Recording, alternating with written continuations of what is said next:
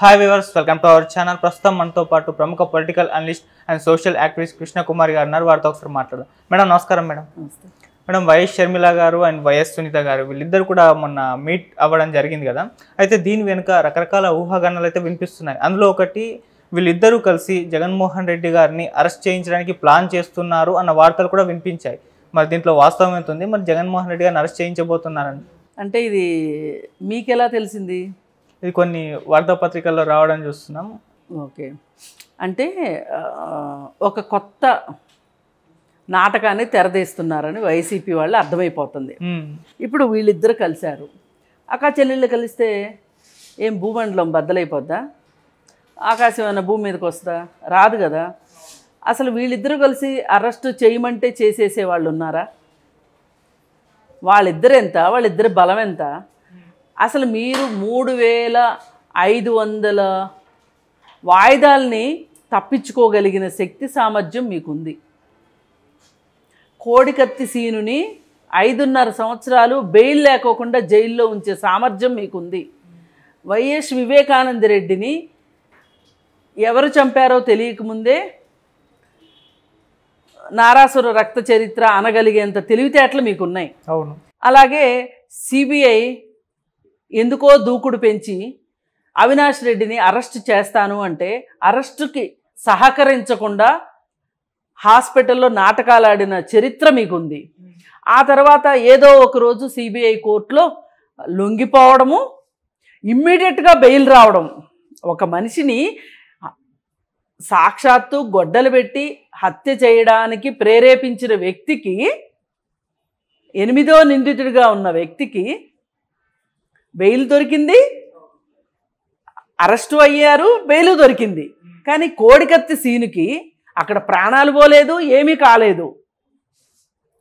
ఒక చిన్న గాయానికి, అది ఎన్ని అంగుళాల గాయమో ఇంతవరకు పెద్ద బయటికి రాలేదు, ఆ దీనికి అతను 5.5 సంవత్సరాల నుంచి బెయిల్ లేకుండా జైల్లో ఉన్నాడు. ఇన్ని చెయ్యగలిగిన మీకు ఇవన్నీ మీరు ఎలా చేయగలుగుతున్నారు?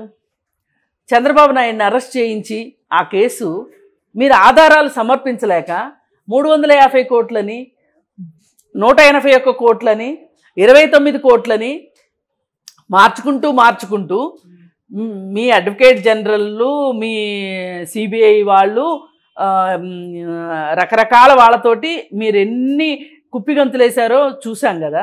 ఇవన్నీ మీరు ఎలా చేయగలుగుతున్నారు? మీకు మోడీ సాయం ఉండబట్టి చేయగలుగుతున్నారు. మరి మోడీయే మీ పక్షాన ఉండగా, సాక్షాత్తు ఈ దేశ ప్రధాని మీ వైపు ఉండగా, షర్మిలాను సునీత కలిసి ఏం చేయగలుగుతారు చెప్పండి? అసలు సునీత అంత పవర్ఫుల్లే అయ్యుంటే గనక వాళ్ళ నాన్న చంపిన వ్యక్తులకి ఇంతవరకు అరెస్ట్ చేయించలేకపోయింది బహిరంగంగా. ఆమె అంత బలహీనరాలు. ఆమె బలహీనరాలు అంటే అర్థం ఏంటి అంటే, చట్టం అంత నిరాసక్తంగా ఉంది, అసక్తంగా ఉంది అని అర్థం. మీరు చట్టాలను ఆ విధంగా చేసుకోగలిగి 3500 సార్లు వాయిదాలకు వెళ్ళకోకుండా మీరు మేనేజ్ చేసుకున్నారు అంటే మీరు ఎంత పవర్ఫుల్. మీ ముందు చట్టం ఒక్క బార్లా పడిందనే కదా. చట్టం అచేతనంగా ఏదో అంటారు చూడు, బక్క చచ్చిపోయి బెత్తర చూపులు చూస్తుందనే కదా. మరి ఇలాంటి పరిస్థితుల్లో మీరింత శక్తి సామర్థ్యం ఉండి కూడా నాకేదో ప్రమాదం జరగబోతుంది అని ఒక ప్రచారం చేసుకోవడం ద్వారా ఇది ఒక కొత్త నాటకాన్ని తెరదీశారు. ఒకప్పుడు మీరు కాంగ్రెస్ని బూచిగా చూపించారు, తరువాత చంద్రబాబు నాయుడిని బూచిగా చూపించారు, ఆ తర్వాత ఇప్పుడు అక్క చెల్లెళ్ళిద్దరిని బూచిగా చూపిస్తున్నారు. మీరు వాళ్ళిద్దరికీ అంత భయపడే వాళ్ళైతే అసలు వాళ్ళ మీద మీరు చేస్తున్న ట్రోలింగ్ ఏంటి?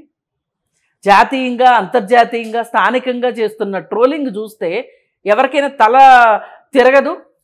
మీరు ఇంత చేసేవాళ్ళు వాళ్ళిద్దరికీ భయపడుతున్నారని కాకమ్మ కథలు చెప్తే ఇక్కడ వినేవాళ్ళు ఎవ్వరూ లేరు. కాకపోతే మీరు ఒక జాలి కథ చెప్పుకుంటూ ఒక విక్టిమ్ స్టోరీ చెప్పుకుంటున్నారు.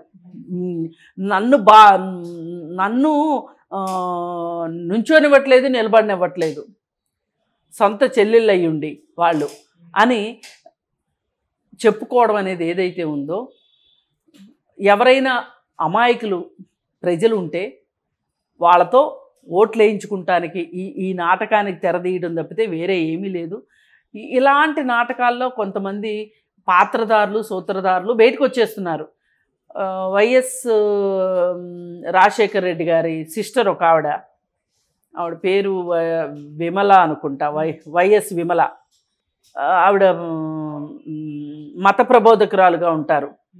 ఆవిడ బయటకు వచ్చి ఆవిడ నిన్న ఒక పెద్ద స్టేట్మెంట్ ఇచ్చారు, పెద్ద ఇంటర్వ్యూ ఇచ్చారు. ఏంటి అంటే అసలు జగను దేవుడంటే ఎంత భయపడతాడు, ఎంత తెల్లవారుజామున ప్రార్థన చేస్తాడు, అసలు ఆ అమ్మాయి కూడా ఎంత మంచి అమ్మాయో,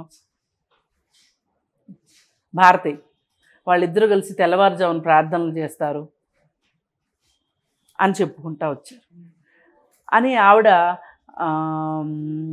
మా జగన్ చాలా మంచివాడు, నోట్లో వేలు పెడితే కొరకలేడు అని చెప్పుకుంటా వచ్చింది ఆవిడ. మరి ఇంత మంచివాడు, ఇంత దేవుడికి విధేయుడుగా ఉన్నవాడు, ఇంత అమాయక చక్రవర్తి ఒక్క 5 సంవత్సరాల్లో అన్ని వేల కోట్లు ఎట్లా సంపాదించాడు? ఆ సూత్రం ఏదో అందరికీ చెప్తే అందరూ సంపాదించుకుంటారుగా. అవును. పైగా ఆమె వైఎస్ రాజశేఖర్ రెడ్డి గారు, వైఎస్ విజయమ్మ గారు ఏ విధంగా అయితే ప్రార్థనలు నమ్ముకుని ప్రార్థనలు చేసేవాళ్ళు తెల్లవారుజామున, అదేవిధంగా జగన్మోహన్ రెడ్డి భార్య కూడా చేస్తారు అని ఆవిడ ఆ పోలిక చెప్పటం కూడా. అంటే ఆమె చెప్పకుండా ఏం చెప్తున్నారు అంటే వైఎస్ రాజశేఖర్ రెడ్డి గారికి నిజమైన వారసుడు ఎవరు అంటే వైఎస్ జగన్మోహన్ రెడ్డి అని చెప్పి ఆవిడ పథకం ప్రకారం స్క్రిప్ట్ ప్రకారం చదువుతున్నట్లుంది తప్పితే ఆవిడ చాలా మామూలుగా చెప్తున్నట్లేదు ఎక్కడ. మరి ఇట్లాంటి వాళ్ళందరినీ మీరు తెచ్చుకుంటున్నారు, తెర మీదకు తెచ్చుకుంటున్నారు, రాజకీయాలకు వాడుకుంటున్నారు. ఒక రకంగా ఆవిడ ఆ ఇంటర్వ్యూలో ఇంకొక మాట కూడా అన్నారు. ఏంటి అంటే క్రైస్తవ సోదరులు ఎవరైనా సరే ఇంతకు ముందులాగా సమావేశాలు జరుపుకోవాలన్నా, సభలు జరుపుకోవాలన్నా, క్రైస్తవులు సుఖ సంతోషాలతో ఉండాలి అంటే గనక మనం మన జగన్ బాబునే గెలిపించుకోవాలి. ఎందుకంటే జగన్ బాబు దేవుడి బిడ్డ అన్నంత రేంజ్లో ఆవిడ ప్రచారం చేస్తున్నారు. అంటే ఇది ఒక రకంగా ఎలక్షన్కి సంబంధించిన ఎలక్షన్ కోడ్, ఎన్నికల కోడ్కి నియమావళికి చాలా విరుద్ధమైన విషయం. చెప్పకూడదు అట్లా. కేవలం క్రైస్తవులు మాత్రమే బతుకుంటారా? క్రైస్తవులు మాత్రమే సభలు సమావేశాలు చేసుకుంటారా? ఈ ముఖ్యమంత్రి వస్తేనే అలా జరుగుతుంది అని ఆవిడ చెప్పడం అది చాలా తప్పైన విషయము. సరే, ఏది ఏమైనా ఎవరంటే వాళ్ళని అమెరికాలో ఉన్న పంచప్రభాకర్ దగ్గర నుంచి ఇక్కడున్న సోషల్ మీడియాలో ఉన్న వాళ్ళ దగ్గర నుంచి, మద్రాసులో ఉన్న శ్రీరెడ్డి దగ్గర నుంచి, first rated, second rated, third rated, fourth rated వాళ్ళని కూడా వాడుకుని వీళ్ళు ఏమైనా సరే ఎన్నికల్లో గెలవాలి అని అనుకునే ఒక పథకంలో భాగమే ఇవన్నీగా చూడాలి తప్పితే వేరేగా చూడాల్సిన అవసరం లేదు. మీకున్న అండదండలకి, మీకున్న శక్తి సామర్థ్యాలకి ఇద్దరు ఆడవాళ్ళు వచ్చేసేసి అక్క చెల్లెళ్ళు లాగా వచ్చేసేసి జగన్ని జైలుకి పంపుతారు అనుకుంటే గనక అంతకంటే అపహాస్యమైన విషయం ఇంకొకటి లేదు. Thank you so much madam. Thank you.